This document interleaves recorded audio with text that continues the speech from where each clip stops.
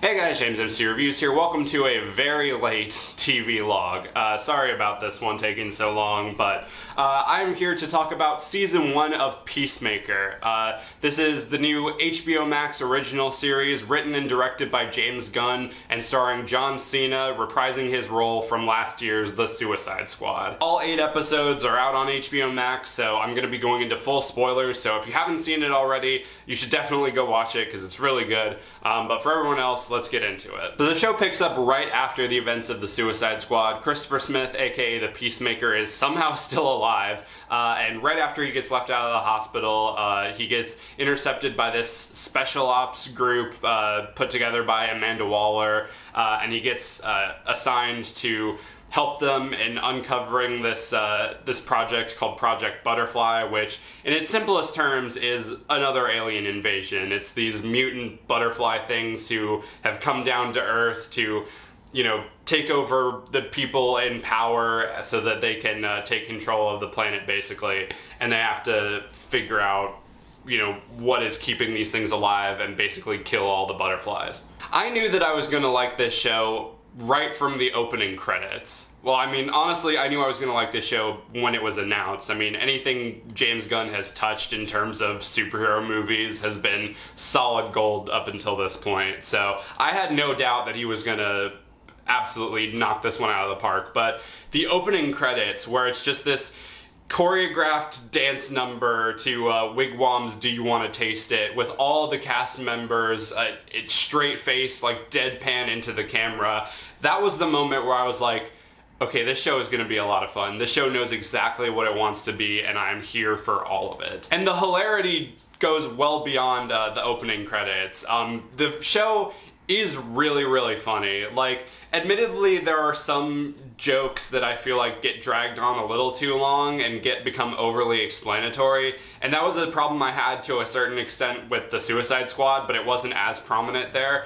But for the most part, I thought the humor really worked. It's a level of satire that I kind of got from like something like Blazing Saddles, where like the main character Peacemaker is portrayed as, you know, in this situation, he is the protagonist. Like, even though he's a villain, he's done all these awful things, he's said all these awful things, he's portrayed as kind of this like far-right conspiracy theorist nut job and shit like that. When they're showing him throughout the different episodes and he's like making all these comments about his like coworkers, like, oh, like, what the fuck, dye beard and shit like that, and he's talking about all these like conspiracy theories and rumors that he's heard about different superheroes that he found on like Facebook. Like, it's kind of in that Blazing Saddles way where like it's not condoning anything that he is saying, and they make him out to be the stupidest one in the show, even though he is still the protagonist. But yeah, everyone on this show has such great comedic timing. I was laughing a lot. It's really well written. The action, just like in the Suicide Squad, was also really good. Since it takes place in that universe, it's very R-rated, it's very bloody, it's very gory. Shot very realistically and very grounded, much like in that movie. Like, it's not this like big spectacle. I mean, yeah, there's some like very CG elements to it, especially when we get the reveal of the final monster, like the final boss monster, but they still keep a lot of it very grounded in reality. And that final fight scene in the very last episode was one of the coolest things I've seen in a superhero show so far. But I think where the show shines the most is in the characters and their relationships with each other and their development throughout the story. We get a lot of like nuance, surprisingly, into John Cena's Peacemaker. And like, even though he's, you know, he's a dick, he's an asshole, he's probably racist, and he's done all these terrible things, you know, you're still mad at him for killing Rick Flag.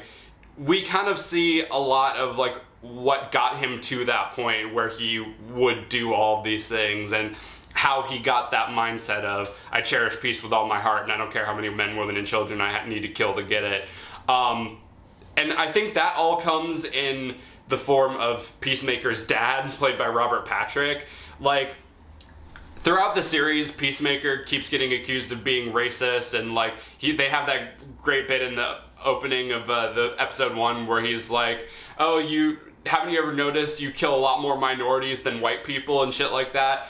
And he says all these kind of like semi-bigoted remarks to his fellow teammates, but when you see his dad and like his interactions with some characters and the way that he treats his son, you 100% buy why Peacemaker is the way he is. Robert Patrick as, I'm just gonna call him the White Dragon because I forget his like actual name, but he was a really great villain for when he showed up, and that's also another problem that I feel like they didn't really utilize him enough. Like, they utilized, you know, the human aspect of him, him being Peacemaker's dad and his connection there, but when he's actually like in the suit, like flying around and fighting, I don't think they used that enough. And maybe that was the idea, that he's, you know, he's a lot more intimidating out of the suit than in the suit. But I don't know, part of me kind of wanted to see a little bit more of that. But he is such an asshole. It's blatantly clear that he is resentful of his son, especially when it delves deeper into like some of the backstory behind Peacemaker. That like family clash like throughout the series is just so cool to watch. Vigilante is just hilarious. Like, he is somehow even dumber and more ill-informed than Peacemaker, but he's just still just so much fun to watch. He's just so, like, those two are fun to watch together because they both think that they're a lot cooler than they actually are, and that just helps elevate the comedy to it. The other teammates are a joy to watch. I love Economist, I love Harcourt, I love Adebayo. I think their chemistry, that whole team's chemistry was great. I would love to see more of them. I think on top of like the connections with all the characters, like comedically, they offer a lot of really great like emotional moments. Like, as we see Peacemaker like progress throughout the series and we see him sort of want to become a better person, and you know, he sort of starts to realize like, oh, maybe all these things that I've been trained to believe throughout my life aren't sort of the way to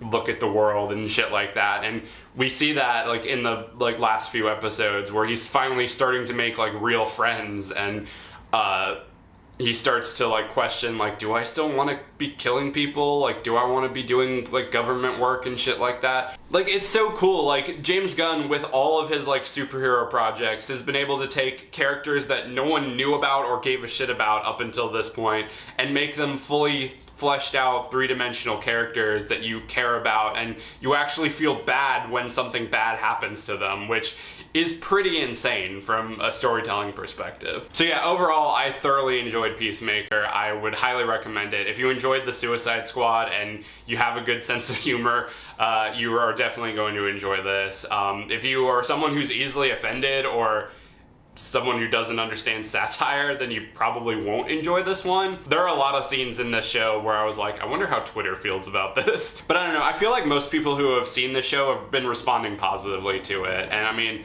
a season 2 is in the works, which I'm really excited about. So I'm hoping they'll be able to you know, keep up the good work in season 2. I'm very excited to see where it's gonna go. And yeah, James Gunn just needs to make more superhero shows. Like, I've said this multiple times, like, we need to get him on a Howard the Duck reboot movie because he would absolutely knock that out of the park. But yeah, going to my ranking, I would have to give Peacemaker Season 1 a 4 out of 5. But anyway, that does it for this video. Let me know down in the comments if you've seen Peacemaker. What are your thoughts on it? What are you looking forward to in Season 2?